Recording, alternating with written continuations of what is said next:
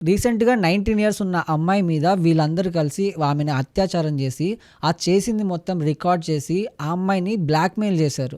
Blackmail చేయడమే గాకుండా, నీ ఫ్రెండ్స్‌ని, నీకు తెలిసిన అమ్మాయిలని పరిచయం చేయమని, వాళ్ళతో ఫిజికల్‌గా కలవమని చెప్పేసి, ఆ అమ్మాయిని హరాస్మెంట్ చేశారనమాట.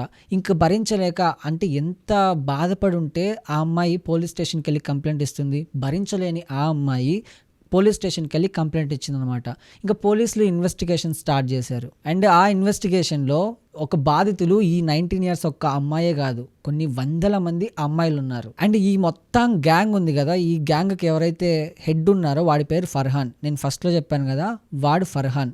వీడే ఈ గ్యాంగ్‌లో హెడ్‌గా ఉండి అన్నీ ఇలా అమ్మాయిల్ని ఎలా ట్రాప్ చేయాలి, వీడియోస్ ఎలా తీయాలి అన్నీ వీడు చూసుకునేవాడంట. అండ్ పోలీసులు ఇన్వెస్టిగేషన్‌లో ఫర్హాన్ ఫోన్ చెక్ చేస్తే ఆ ఫోన్‌లో దాదాపుగా కొన్ని వందల అమ్మాయిల న్యూడ్ వీడియోలు బయటకొచ్చాయంట. అసలు వీళ్ళందరూ ఆ అమ్మాయిల్ని ఎలా ట్రాప్ చేస్తారంటే వీళ్ళ దగ్గరున్న బైక్స్, కార్స్, లగ్జరీస్ కాలేజ్ దగ్గరికెళ్ళి అమ్మాయిలకి షో చేస్తారు.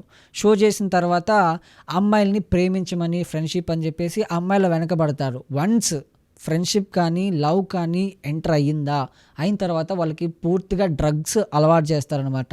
ఇలా డ్రగ్స్ అలవాటు చేసిన తర్వాత వాళ్ళు మత్తులోకెళ్ళిన తర్వాత ఈ గ్రూప్‌లో ఎవరో ఒకరు వాళ్ళ మీద అత్యాచారం చేసి ఆ వీడియో మొత్తం తీస్తారు.